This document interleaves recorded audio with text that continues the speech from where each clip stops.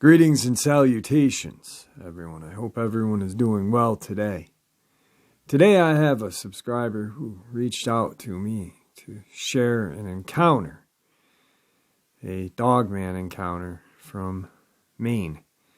Now, he's had a couple of other encounters and shared them on another channel, and he and I got talking, and I'm glad that he decided to come on my channel and share it with us because it's very interesting.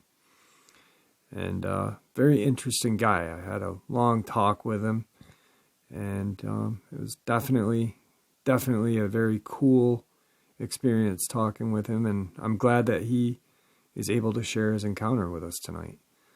So, before we get into his encounter, though, a couple links. As you know, I rely on my Patreon, my PayPal, and my merch to help this channel to continue to grow and go. All those links are in the description below. I also have a second channel for creepypasta, fanfiction, and scary voice acting. Stories that, well, they really don't fit on this channel. Now, if that's anything that you're into, follow that link and give those stories a listen. You may just like what you hear. I also have my first produced and narrated book on Audible, iTunes, and Amazon. It was written by Tom Lyons. It's called Dogman, Frightening Encounters, Volume 1. That link is in the description as well. Now I've taken enough of your time. Let's get on with today's upload. Shall we? Alright everybody, today I have a subscriber with us. He goes by the name of D. He is, I'm honored that he was able to come on the show, take some time out of his day. D, how are you? I'm good. How you doing? I'm doing well. Thank you for coming on, and I appreciate the willingness and courage to come on the show and share your encounters with us. It's an honor. My pleasure. My pleasure. I got to get this out. So right now, the only time I may interrupt is if I've got a legitimate question about size or something, but the floor is yours. Okay, I'm 53, live in Tampa, Florida right now. I grew up in Massachusetts and would vacation in summers in Maine. From when I was a child up to my mid to late 20s, my parents owned some cottages up there. They would rent, and I had a permanent place up there. And we would go up throughout the summers and on the weekends. This event happened in a place just called Ocean Park, Maine. It's a little cottage town on the beach, just south of Old Orchard Beach. I had previously been on other Bigfoot and Dogman shows with Vic Cundiff. I was on his Bigfoot Experience 199 and Dogman Encounters 296. And those experiences all happened in this little town from the time I was 11 until my mid-20s. I had explained most of them to Vic, but they happened so infrequently that I had kind of shut them out of memory. And as my kids got older, I started having kids of their own and go out camping and whatnot. I felt the need that I had to at least warn them. And so I've told them about it. They don't quite know how to grasp it because I'm not, I'm just a regular dad, and never was into Squatching and Bigfooting and all that stuff. So they at least know that I believe these things are out there, and I just want them to be careful, which is half the battle. But then I realized that there's so many other people out there who are in harm's way and don't even know it. So in the Dogman encounter I had in '94, I was being stalked by a juvenile dogman, and had run into it with a larger Dogman. I don't know if it was a female or a male, but it was 10 feet tall. Wow. And it had the juvenile that I saw I was walking the tracks from Old Orchard into this town, and the last house before I hit my town, where there's nothing but brush, in the backyard, there was a being 5 to 6 feet in the air, full moon. I could see a silhouette, arms, legs, and head, making itself through the brush to meet me as I was going to head over the tracks. And my first thought was that this is some crazy person, because all they had to do was go down the driveway to go down the street. And here it is trying to meet me at an angle through some of the thickest brush, and it was tearing it up pretty well to meet me there if I kept going. So I ended up going around, walking the streets and coming down almost to my house. And at the end of the street, there was all a bunch of brush. There's a little park there called Guild Park. It's a little triangle of woods. And my friend's house was right behind it. I heard a growl again. This thing, the large one, the 9-10 footer, stuck its head out 9-10 feet in the air. I didn't know what it was. I thought it was a dog up in a tree. Started walking toward it. Like, hey, buddy, you okay? I'm trying to figure out how this dog got up in the tree. Thinking out. And it cocked its head and was like, what's this?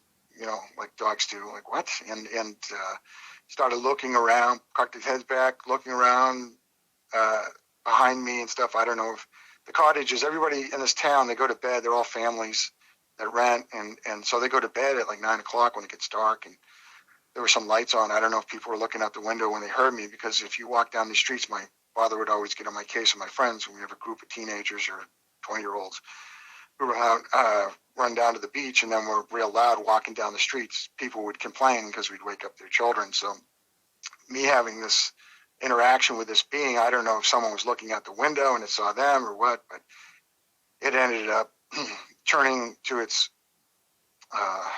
left, my right, and snarling. It was the only aggressive thing that happened, snarling at something back in the woods. I'm assuming it was this juvenile, because it was a smaller being. And then it went back, and then I went up around the woods and then went home.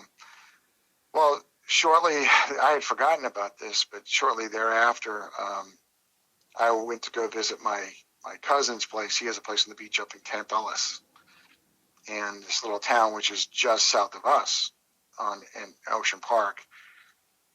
And I remember walking down Temple where I lived and taking, where was I? Going down taking a right at Royal Ave, and then taking a left on Randall. And right on Royal Ave, there's this little set of pine trees and bushes. Sometimes the cottages at the end of the street would have a bunch of pine trees, maybe 20 to 40 feet of pine tree and bushes in between the house and the street. And I got something growled at me. And I wasn't even thinking, this thing happens so infrequently. I wasn't thinking that Dogman thing again. I should have been, but so I walked up to the tree line, and I'm looking in the tree line, and I'm seeing a shadow that's almost as tall as me, maybe a little taller and thin, and it growled, and I booked it. I just turned, kept walking. I'm going to my cousin's. I'm up the street. And like I said, this is a cottage town, and there's a lot of people there. And people are in bed by now, because I would go up when it got dark, 9, 10 o'clock, hang out, have a couple beers with my cousin, friends, and then come home, walking home 1, 2 o'clock in the morning. So I leave there. I go down Route 9 to Randall again. I'm coming back the same way I came, and stupid me, I've had a few beers, not too many, but I'm not even thinking, I'm approaching the woods where this thing growled at me again. It's like these whole Bigfoot and Dogman things happen so infrequently. Like, I didn't expect it to happen again. It's like I'll see him, and then I won't see him for years, Yeah.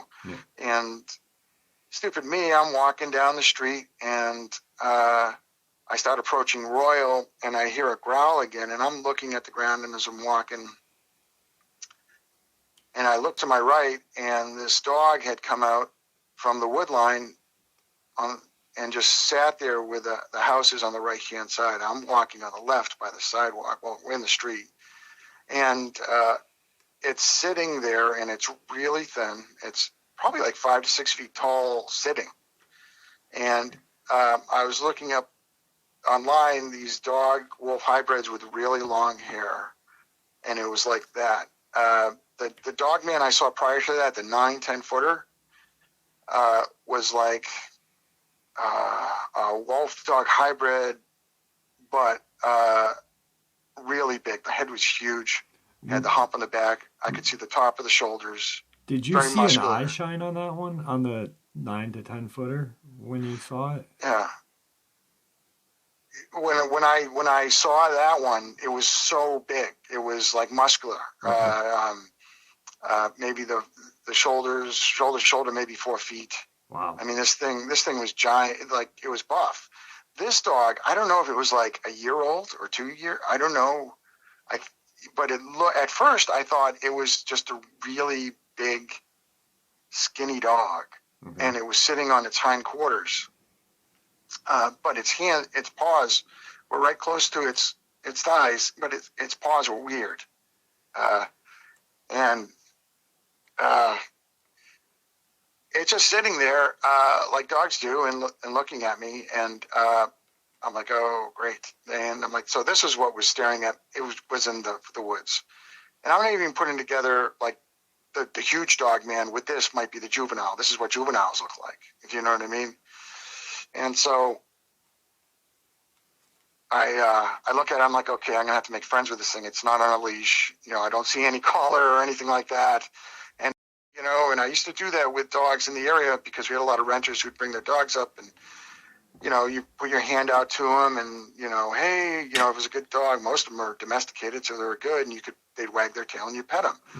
So I started approaching this dog, and I'm realizing it's really thin, but really big, and, hey, buddy, how you doing? It growls at me again. And then I start walking forward, and it goes on all fours, and I hop on the sidewalk, and it hops on the sidewalk to face me, and it's got its head reared down with its back up, and its front paws are really weird. Like they talk about these raccoon hands, it's weird like that. And I stick my hand out, thinking it's a dog. Hey, you know, everything's good, you know, kind of thing. Hey, buddy. Right. And it turns its head to its side, like, and then it turns it back, and it starts keep coming. And I'm like, oh. Then I'm finally realizing this thing is not what I think it is. And luckily, there was a cottage right to my left. I had a friend, Paul, his aunt owned it, I believe, and he's a friend from growing up there. And he would vacation there at least once or twice a year, but she would rent it out. And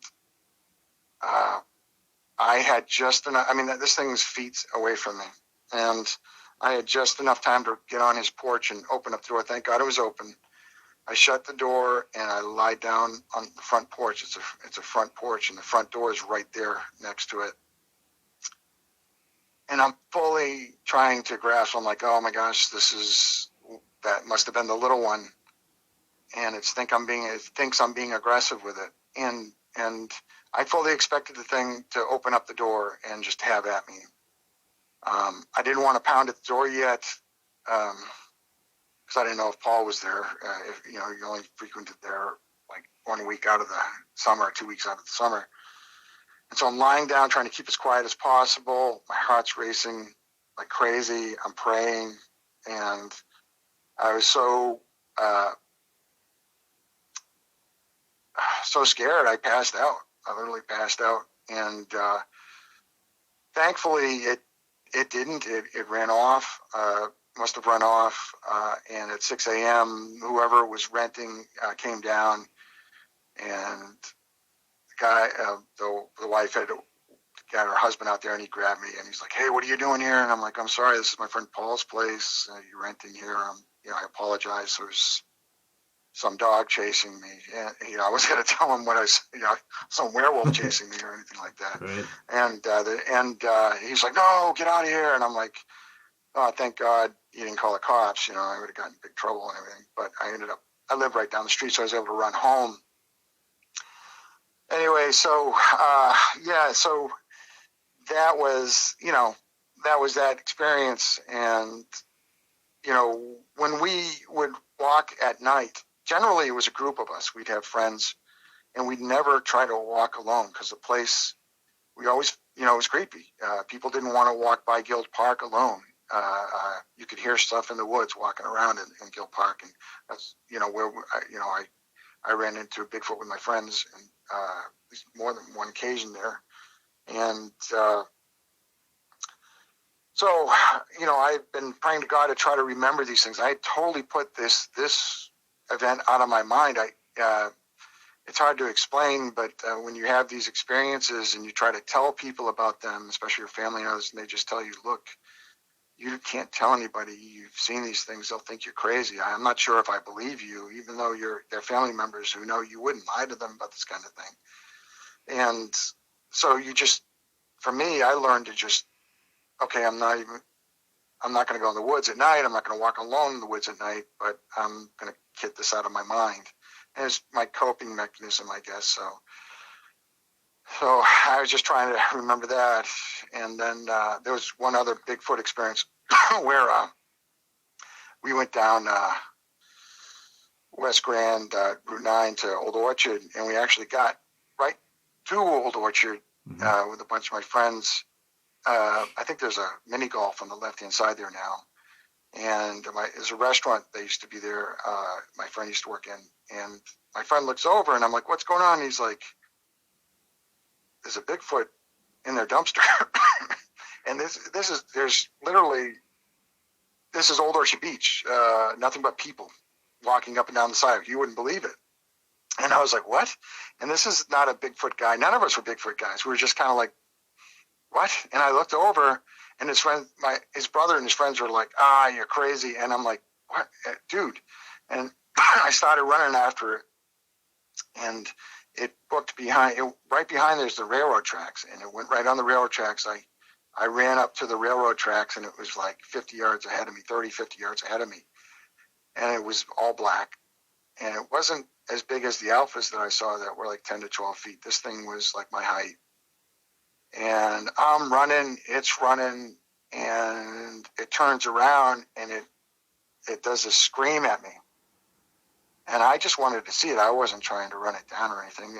And I was like, I heard that scream, and I was like, "Whoa, I'm out." And I turned around and ran back to my friends, and I'm like, "Yeah, so-and-so was right. It's something. It's black, it's hairy, and it's pissed." And they're like, "Oh, you guys are crazy," kind of thing. But that was the other event that I had forgotten. So, yeah, they're up there. If you've been in that area, you probably think I'm a liar. But, I had to get this out only because there are a lot of people. It's a quiet little town. You think you're safe, and, people walk around late at night when the lights are on and stuff like that, But these things are out there. Excuse me. And I just had to get that out because you hear these stories that Jeff's talking about in the newspaper with these events where quote unquote pack of dogs have mauled somebody, and not that I think all these dogmen are out to maul humans, but I think they'll take the opportunity if they can find it. And even if you think this is a form of entertainment, or you find this entertaining and you haven't experienced these things, I just want to warn you that, we're not the apex predator on this planet. There are things bigger and badder, and you need to be very careful. Well, I hope you don't run into a situation like this, but I'm hoping that people will take enough care excuse me, to avoid getting themselves in a situation that they can't get out of. Excuse me. And yeah, when I ran into this juvenile, the only thing I can fathom is that these beings are all about being an alpha predator, and if they feel challenged in any way, they have to address it. You hear stories where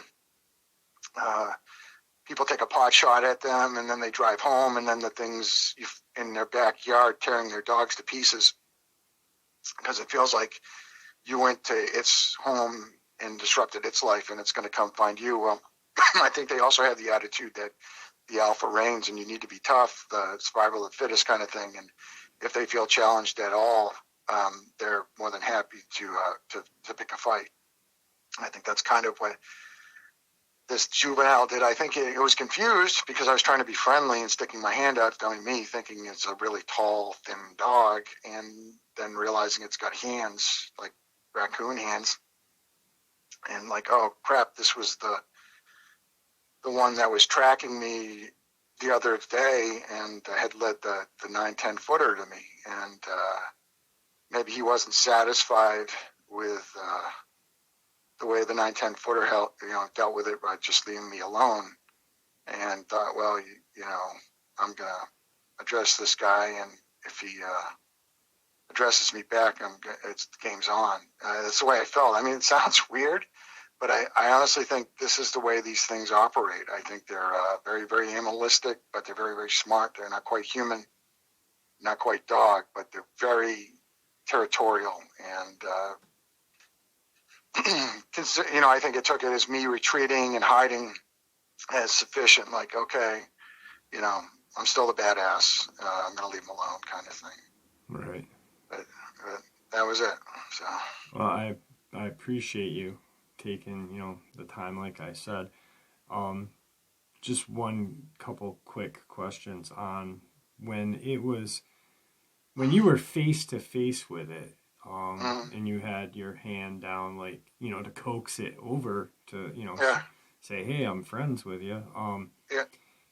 It was dark out, obviously. Now, people say they see a amber color or a red color. Were you able to see an eye, or was it just black? It wasn't reflecting. Visually? It wasn't reflecting light. Okay. I didn't have a flashlight on it or anything like that. Right. Just like the big one, I don't remember the eye color or eye shine. I think it looked just like a regular eye. A lot of people say they see these amber eyes. Yeah. That's why I thought the big one was just like a regular dog. I could have, I'm guessing it was just normal color eyes. And this one was no different. It was black with some brown and longer hair. I don't know if this particular breed grows in it just kind of sorts it. It doesn't look so shaggy, or maybe there's some that have long hair. I don't know. Right. But that's why I thought it was just a regular dog. Like I said, it was approaching me slowly, ears back, growling, fangs, mouth up, fangs, and its head was low to the ground, kind of like if you ever see a lioness or lions when they're hunting. Yeah. And they're staying real low. And I was like, I am in some serious trouble right now. Yeah. And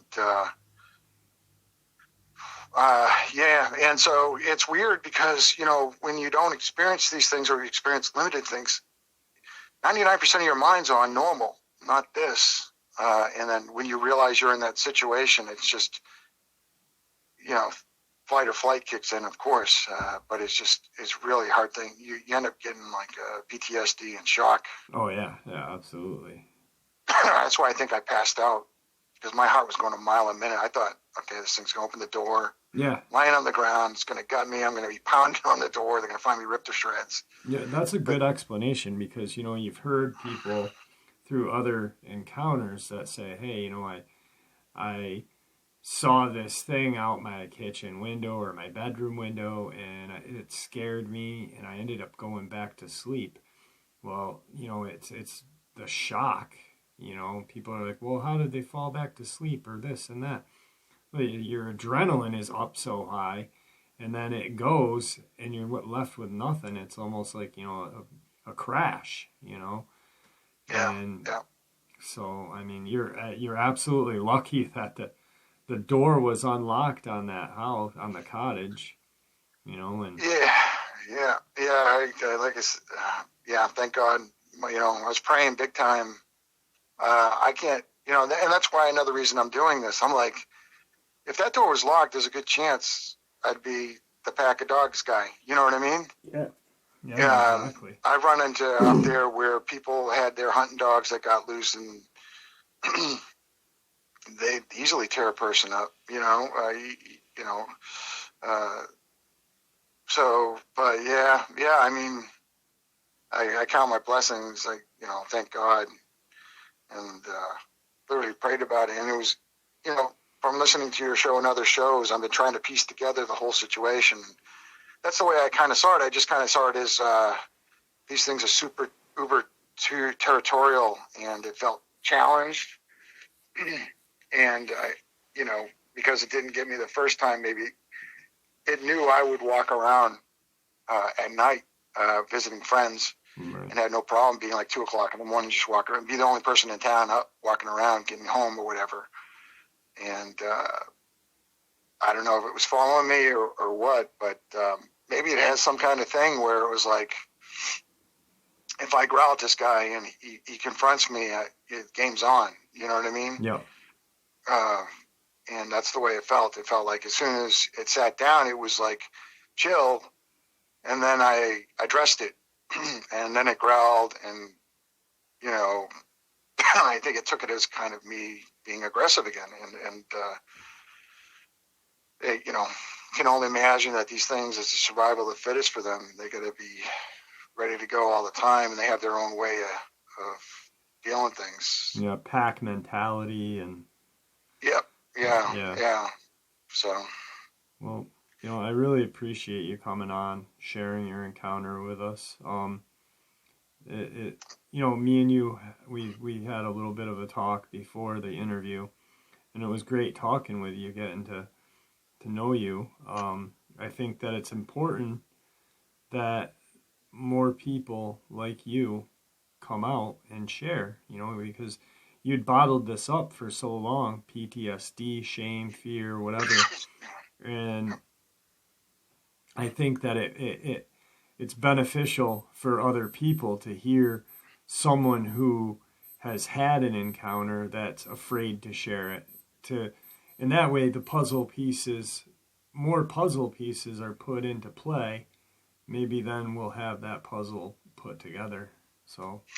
Yeah, at the very least, if there's anyone who's listening who will, in a rural town or in a suburb even, or, you know, and they get that weird feeling like something's eyeballing me and I just can't place it, that they, you know, don't shake it off and be very, very careful, because these things, they're out there and they have no problem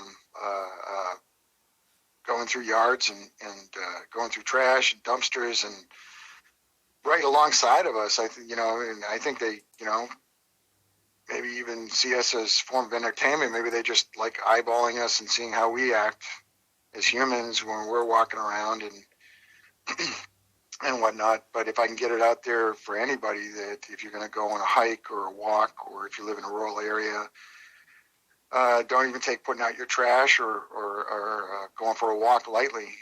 Where, you know, you hear too many of these sad cases where a person's out in the middle of nowhere walking and they end up dead.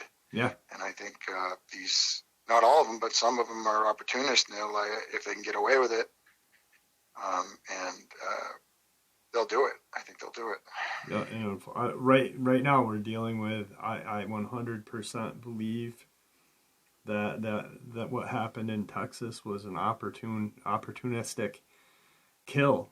You know, and it's a shame that, you know, they're covering these things up, and more people are gonna die, unfortunately, because the news media or the powers that be are not saying, hey guys, be careful. You know, I mean, we can accept that there's bear, we can accept that there's wolves, we can accept there's, eventually we are going to accept that, hey, there is something else out there. There's some sort of land shark, and it's got hair, and so it's just, I don't know, but yeah, it's real nice to talk to you, and I appreciate you coming on. I really do. I do appreciate talking to you too. Thanks a lot, Jeff. All right. Is there anything that you'd like to say to anybody after we or to everybody, kind of to end the upload? Yeah. Just if you're in that area, don't. If you're a researcher, don't. Please, just don't. I'm telling you these things. The ones I saw, the alpha Bigfoot and this alpha Dogman, they're not playing around. Most definitely. All right. All right. It was Thank great you, Jeff. talking to you. Thank you, D. Thank you. What a super nice guy. I mean, I really enjoy subscriber interviews because I usually talk with the subscriber a little bit before and a little bit after. And he and I talked for about 45 minutes prior to the interview. And it's a cool way of meeting somebody in my eyes, because you get to share ideas, share theory, and you're not judged. I'm not judging them. It's just it's a really interesting and good feeling, and I really love doing these interviews, especially with cool people. And that's all I've interviewed was cool people so far. I've not yet met an uncool person. That kind of turned me away from the human race. Anyway, it's been nothing but a pleasure having this channel. I even respect the trolls somewhat, because they've got to have a life, and if trolling my channel is their life and it makes them feel good while they're still suckling down in their mom's basement, then that's good. Good for them. But the amount of good people I meet is just, it makes me so happy. Thank you guys. You really, really make this channel worth it for me. All right, with that, I'm going to bid you all farewell and have a good night.